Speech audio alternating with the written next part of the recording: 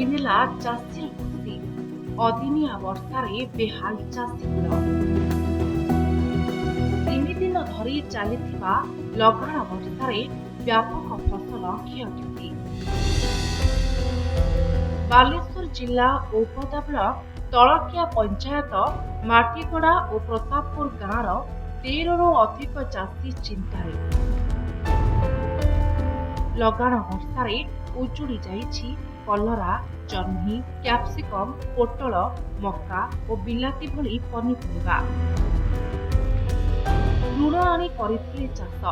ଏବେ ପରିବାର କିପରି ପୋଷିବେ ଏବଂ ଋଣ କିପରି ଶୁଝିବେ ସେ ନେଇ ଚିନ୍ତାରେ ଚାଷୀକୂଳ। ଏ ଅଦିନିଆ ବର୍ଷା ଆମର ଫସଲକୁ ସବୁ ନଷ୍ଟ କରି ପକେଇଛି। ଆମର ହଉଛି ବହୁତ ରକମର ସବୁ ଚାଷ କରାହେଇଛି। କଲରା, ଜହ୍ନି, ବୋଇତାଳୁ, କାକୁଡ଼ି, କ୍ୟାପ୍ସିକମ୍ ଇତ୍ୟାଦି ସବୁ ରକମର ଆମର ଚାଷ କରାହେଇଛି। ପାଣି କାଟି କାଟିକା ଆମେ ଅଣିଆତ ହେଇଗଲୁଣି ଯେ ଆଉ ପାଣି କାଟିବା ଆମ ପକ୍ଷରେ ସମ୍ଭବ ନୁହଁ। 2 ଏକର ଜମି ରବି ଫସଲ କରିଥିଲି, ଭେରାଇଟି ରବି ଫସଲ କରିଥିଲି। ମକା ପାଖରୁ ଲଙ୍କା ପାଖରୁ ଭେରାଇଟି ରବି ଫସଲ ହେଇଥିଲା। 2 ଏକର ଜମି ଚାଷ କରିଥିଲି। ମୋର ସେଇ ଚାଷର ହେଉଛି ଭରଣ ପୋଷଣ ପରିବାର କରାଯିବ। କିନ୍ତୁ ଏ ଅଦିନିଆ ବର୍ଷା ମୋତେ ଏମିତି କରିଛି, ଆଜି ମୁଁ ସକାଳୁ ରାତିରୁ ଆସିକି ନାଳି ନାଳି ପାଣି ଏ ଯାଏ ମୁଁ ତାକୁ ନିଷ୍କାସନ କରିପାରୁନି। ଗାଁରେ ଚାଷୀମାନେ ପ୍ରତିବର୍ଷ ପରି କ୍ଷେତରେ ବିଭିନ୍ନ ପନିପରିବା ଚାଷ କରି ନିଜର ପରିବାର ପ୍ରତିପୋଷଣ କରିଥାନ୍ତି। ହେଲେ ଏବେ ଅଦିନିଆ ବର୍ଷାରେ ଫସଲ ଉଜୁଡ଼ି ଯାଇଛି।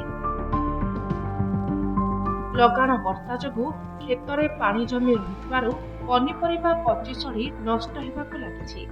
ପନିପରିବା ମଧ୍ୟ ବଜାରରେ ବିକ୍ରି ହୋଇପାରୁନାହିଁ। ବର୍ଷାରେ ସବୁ ନଷ୍ଟ ହେଇଯାଉଛି ପାଣି ବୁଡ଼ିକି। ଆଉ ବହୁତ ପ୍ରକାର ମୁଁ କରି ସବୁ ପ୍ରକାର କହିତେ ଗଲେ 4 ଏକର ଜମି ଚାଷ କଲି। ଚାଷ ବ୍ୟତୀତ ଆଉ କେହି ଅନ୍ୟ କିଛି କାମ କରେନି। ଏ ଚାଷର ଆମର ଘର ପୋଷଣ ହୁଏ। ବର୍ତ୍ତମାନ ସବୁ ନଷ୍ଟ ହେଇଗଲା। ଏତେ ଦୁଃଖ ଲାଗୁଛି। ଚାଷ କରୁଛୁ, ଅଦିନିଆ ବର୍ଷା ବାଦ ସଜାଇଛି। ଚାଷ ପାଇଁ ବହୁତ ଅସୁବିଧା ଭୋଗ କରିବାକୁ ଗଲା। ଗଛ ପାଣିରେ ବୁଡ଼ି ଯାଉଛି। ପାଣି ନାଳିବା ପାଇଁ ବି ରାସ୍ତା ମିଳୁନି। ତା ଉପରେ ଝିପିଝିପି ବର୍ଷା ଚାଲୁ ରହିଛି। এই ପରିସ୍ଥିତି ନେଇ ଆମେ ଚାଷ କରିବୁ କ'ଣ, ପେଟ ପୋଷିବୁ କେମିତି? ଚାଷ ନଷ୍ଟ ହୋଇଯିବା ପରେ ସରକାରଙ୍କ ସହାୟତା ଲୋଡ଼ିଛନ୍ତି ଚାଷୀ। ସୋରରୁ ଅଶୋକ କୁମାର ପ୍ରଧାନଙ୍କ ରିପୋର୍ଟ, ନନ୍ଦିଘୋଷ ଟିଭି।